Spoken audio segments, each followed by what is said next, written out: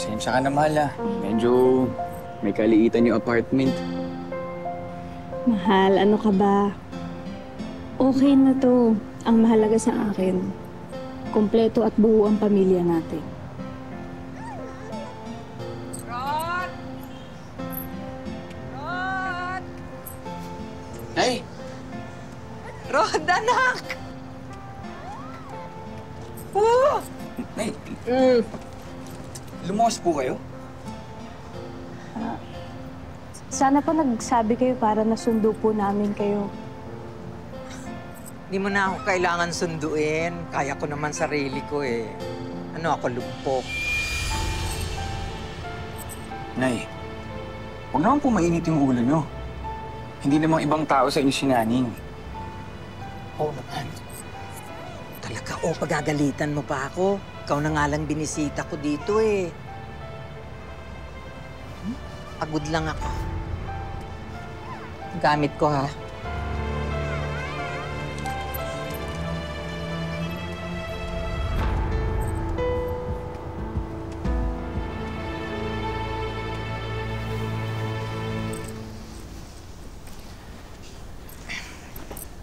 Nay, hanggang kailan po kayo dito? Hanggang katapusan. Hanggang katapusan? Nay, kakasimula pa lang ng buwan ah. Oh, bakit naman? Rod naman, ayaw mo ba ako makasama? Yung kasing inuupahan ko eh, nagtaas na naman ng renta.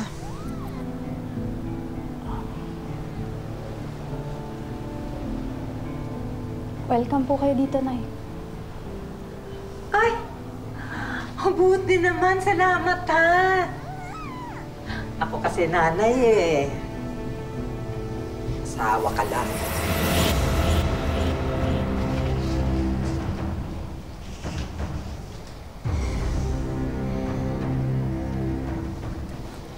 Mahal, pasensya ka na. Intindihin lang natin si nanay. Kaya mo na.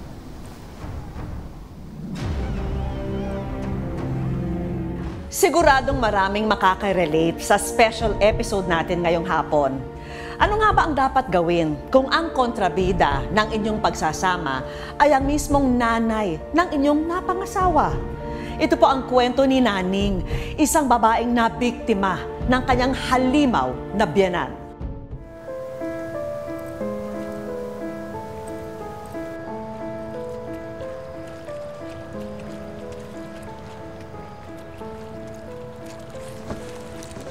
Unahin mo na to ha. Kailangan ko yan bukas. Pwede po bang mamaya ko na lang po laban yan? Unahin ko lang po itong mga gamit ni Baby Jack kasi wala na po siyang mga damit eh. Tsaka iniwan ko lang po sa may crib kasi baka magasing po. Ha? At ginamit mo pandahilan niyang baby mo. Ang sabihin mo, ayaw mong labhan yung maruruming damit ko. Bakit ka mo? Dahil tamad ka. Nay, hindi naman ho sa ganun. Lalaban ko pa rin naman po yung mga damit niyo. Nakikiusap lang po ako na baka pwede na unahin ko lang po muna yung kay Baby Jack. O sige, di wag!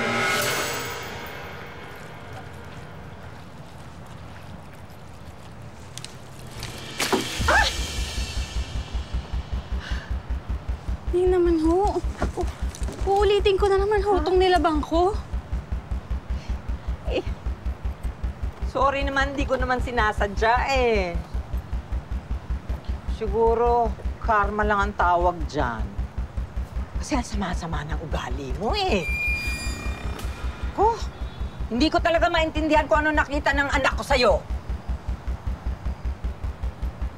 Hindi ko napitin ako sa'yo, ha? Aray ko na eh! Sinira mo na ikaw, nagpabuntis ka! Sinadya mo talaga nagpabuntis ka! Sinira mo ang buhay ng anak ko! Wala siyang mapapala sa'yo! Kailan, hindi kita matatanggap bilang manugang! Nay! Nay! Ano nangyayari dito? Aray! Aray! Ano ba nangyayari? Anong problema? Nay! Pagsabihan mo yung asawa mo, ha? Dinulak na ako! Totoo bang sinabi ni nanay? Anong tinulak? Napakasinungaling niyo naman po.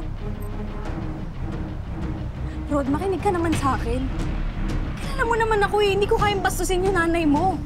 Anong hindi? Ako ang nanay mo. Ako ang paniwalaan mo. Huwag yung babaeng yan. Sinungaling yan eh! Aray. Mahal, di ba sinabihan na kita? Pagpasensya mo si nanay. Hindi na kailangan umabot sa ganito. Aray. Anak. Saan masakit? Dahan-dahan lang ha. Dahan-dahan lang. Aray, nak! Sorry. Dahan-dahan lang.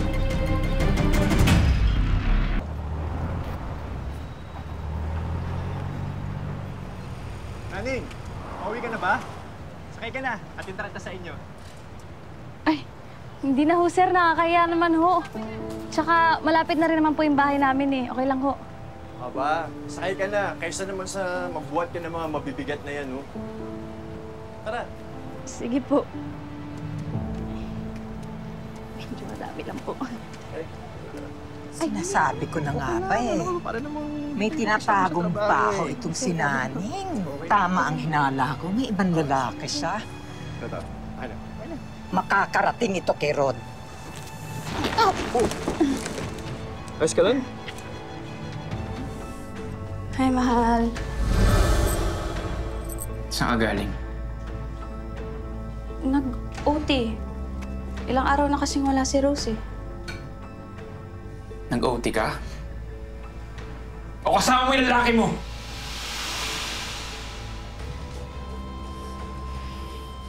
Alam mo, ikaw, mahal. Nakarami ka na ng inom, nagsiselos ka lang. Halika na, akit na tayo.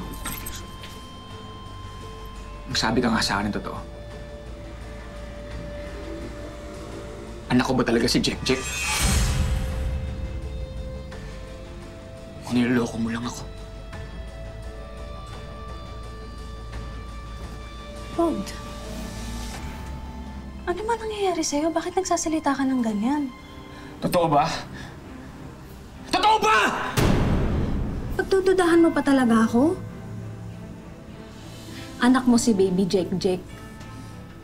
Ngayon kung sino man yung nagpapakalat ng chismis tungkol sa akin at sa anak natin, masunog na siya sa impyerno.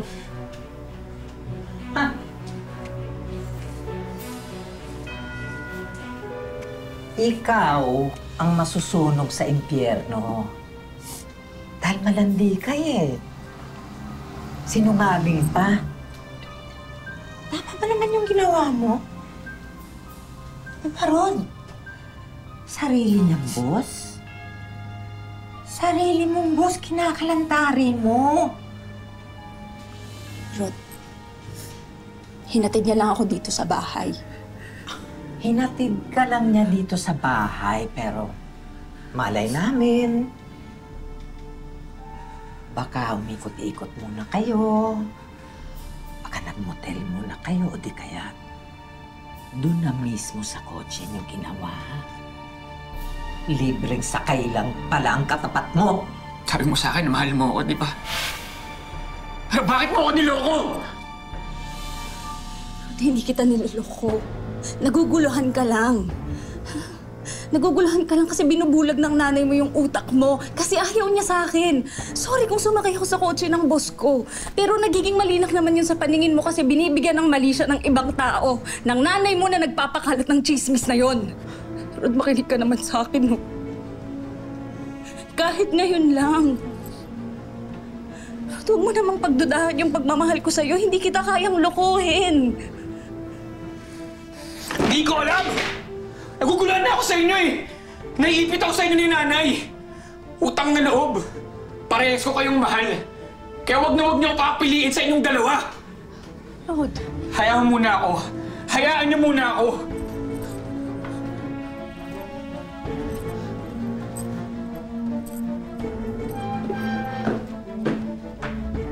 Ano?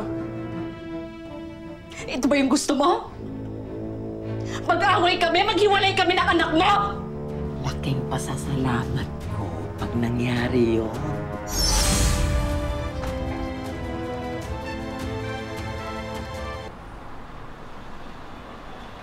Eto mas healthy, oh.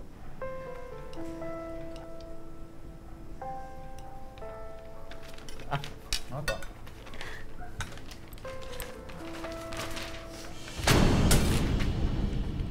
Ano to? DNA test result. Patunay na mali ka. DNA test ka. Oo. Naalala mo nung kinuna kita ng buhok? Tinuloy ko yung pagpapa-DNA. Maulog ka talaga, kalokohan, no? Para lumabas na yung totoo! Rod, sirang-sira na ako sa mga tao. Dahil dyan sa chismosa mong nanay. Ngayon, kung hindi ka pa rin naniniwala sa akin, sige, tapos na tayo, isusoli na kita sa nanay mo!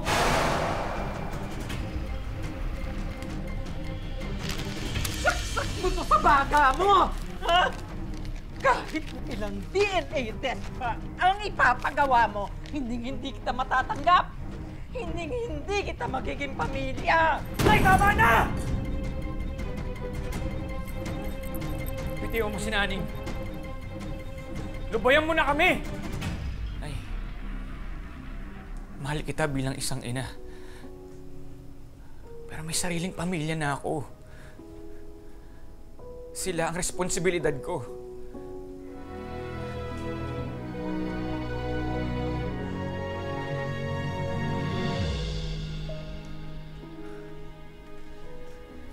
Ano ibig mong sabihin?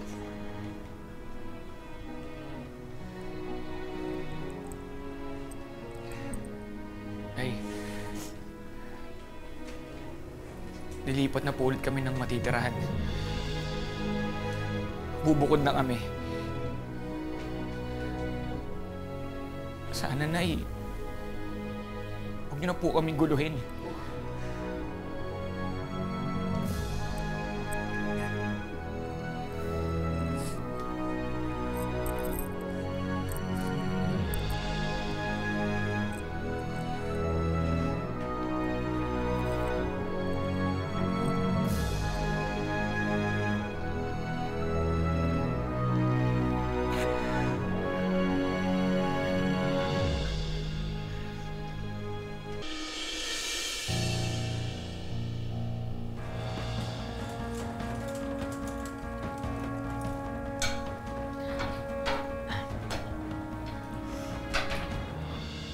Rod, anak, Nay, ano nangyari sa inyo? Ba't di kayo makalakad? Alam mo, nagkasakit ang nanay mo nung umalis kayo. Nangulila, lalo na sa'yo, Rod. hindi ko kayang wala ka, anak. Kailangan kita. Nay, alam niyo naman kung bakit, di ba? Hindi ko naman gusto na mangyari ito. Nakaraan na yon, anak. Alam mo ba, pinahanap ko kayo kay Flor. Kasi gusto kong pumunta dito, kausapin kayo. At humingi ng paumanhin sa lahat ng nagawa ko. Meron lang akong pakiusap sa'yo, ha? Isa lang.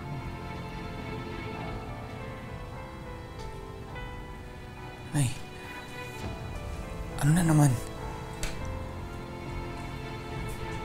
Pwede sana dito na muna ako hanggang sa gumaling ako.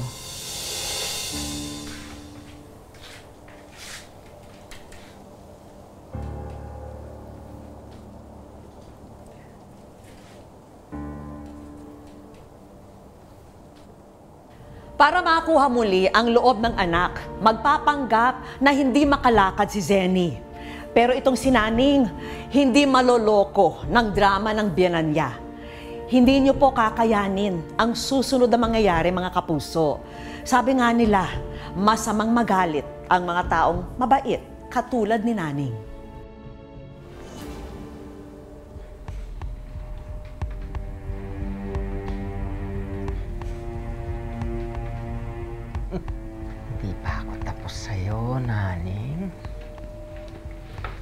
Sinihira mo kami ng anak ko. Ito ang dapat sa'yo.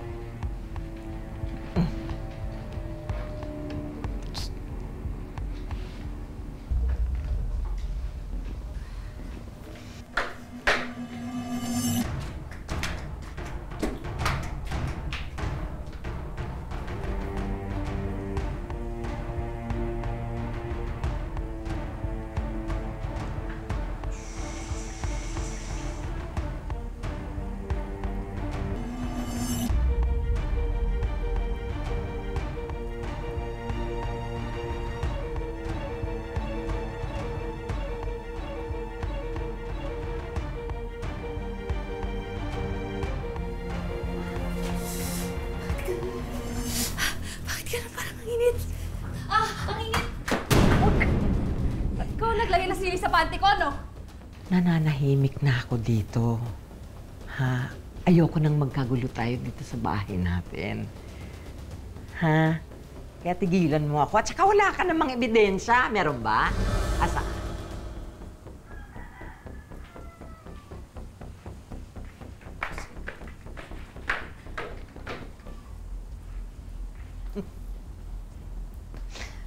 Oh, ano? Di, ang galing ko maglumpu-lumpuhan. Nakakabagot yung... Oh, buong araw ka nakaupo. Sakit sa puwet. Ay. Ilang kailan ka ba magpapanggap na may sakit ka? Di ka naman makalakad. Hanggang sa maghiwalay si Rod at yung naning na yan. Guguluhin ko ang buhay nila. Hanggang isa sa kanila sumuko na. Itigil mo na yan. Dali. Nagawa ko na yung paglagay ng sili sa panty. Ano naman kaya ang susunod? Eh di tama nga ako yung kutob ko. Kayo talaga yung naglagay ng sili sa panty ko. Ano yan? Nakakatayo kayo? Hindi kayo limpo? Napakasinungaling niyo talaga. Hanggang ngayon, ang sama-sama pa rin talaga ng ugali niyo. Eh di umalis ka. Umalis ka sa pamamahay ng anak ko. Umalis ka na sa buhay ng anak ko! Dati nire-respeto ko pa kayo. Pero ngayon, kayo mismo ang sumira ng respeto ko sa inyo. Eh di wag mo ako irespeto. Dahil hindi rin kita nire-respeto kahit kailan hindi. Dahil hindi ka ka-respeto! At marunong din ako lumaban!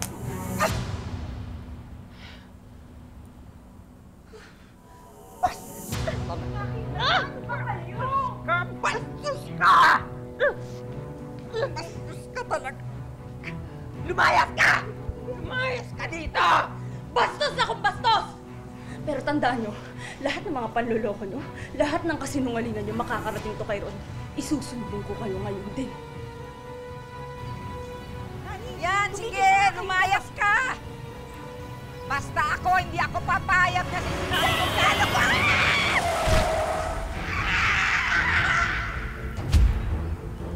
Nay! Jenny!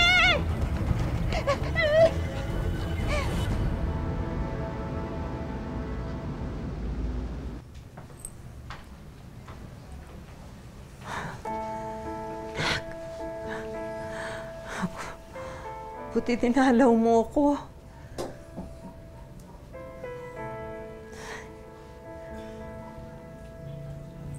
Nakausap ko na yung doktor nyo. Sa makalawa, makakalabas na kayo.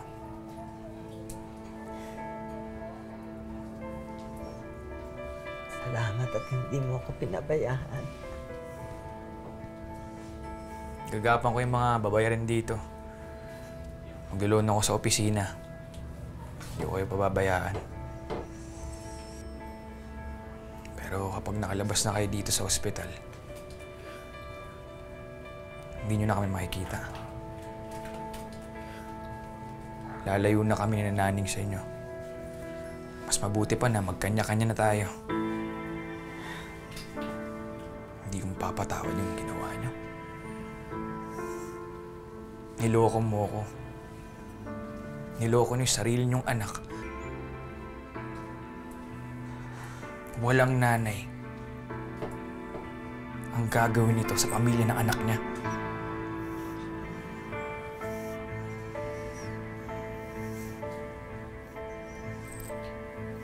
Hindi ka na. Ha?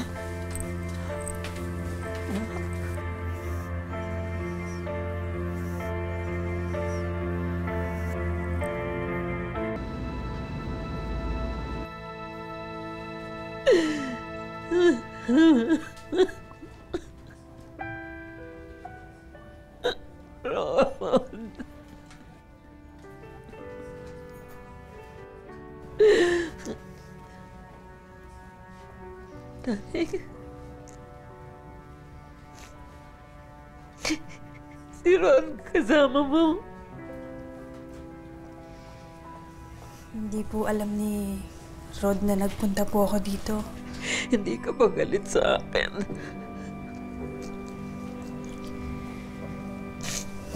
Nagalit po. Pero mas nangingibabaw pa rin po yung pag-aalala ko sa inyo. Lalo pa alam ko mag-isa kayo dito. Mali ako sa lahat ng ginawa ko.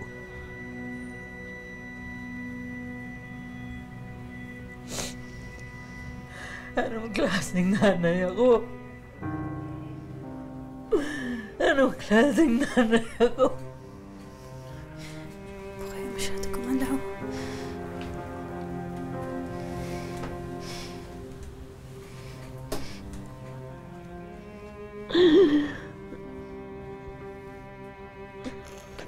Patawarin mo ako.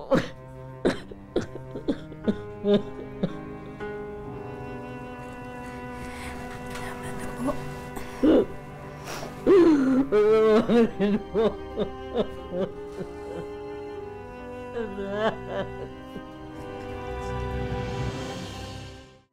Mga kapuso, kamusta po? Relate na relate ba kayo sa kwento ni na Zenny at Naning?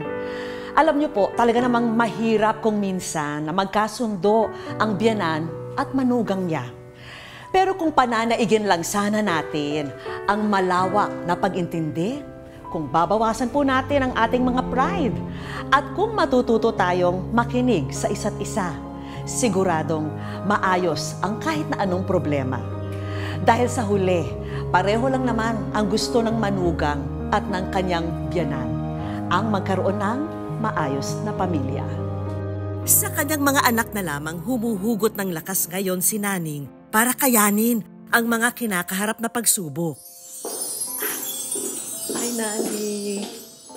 Hello, welcome sa Wish Ko Lang. Ha? Anong nagawa mo para sa kanya na feeling mo talagang hindi ka pa rin hindi pa rin gumaan yung loob niya sa'yo? Noon po kasi, hindi po nila ko tanggap. Bakit? Siguro po, mas may gusto pa po siyang iba sa ano niya. Minsan po napapatulala ako, bakit ko po naranasan yun, magmamahal lang naman ako ng totoo. Naning, meron kami mga hinandang sorpresa para sa'yo. Mga konting tulong na sana magpangiti sa'yo. Halika, tingnan natin. Sige. Unang-una, merienda business, frozen meat products para pwede mong ipang negosyo at sana makatulong yan sa'yo. Alam naming meron ka pang maliit na baby, kaya naman magagamit mo itong bagong crib. Sana magamit mo ito lalong-lalo na sa mga bago mong negosyo. Buksan mo. Yan! Meron kang brand new cellphone. Sana magamit mo rin sa mga negosyo mo. Siyempre, para sa anak mo, meron tayong educational assistance. Ha? Yan, ha? Oo. At hindi pwede mawala ang Wish Ko Lang savings para makatulong sa iba mo pang pangangailangan. Ha? Nagpapasalamat po ako sa Panginoon. Lalong-lalo po sa inyo, ma'am. Sa Wish Ko Lang, sa buong staff po. Mga kapuso, kung meron po kayong wish na laging minamanifest, i-comment nyo yan sa aming official Facebook page. At malay nyo, tulad ni Naning, ang wish na yan, ang next naming tutuparin. At lagi po nating tatandaan, hanggang hindi tayo napapagod, humiling at maniwala, hindi tayo mapapagod lumaban sa buhay. Ako po si Vicky Morales at ito po ang Wish Ko Lang.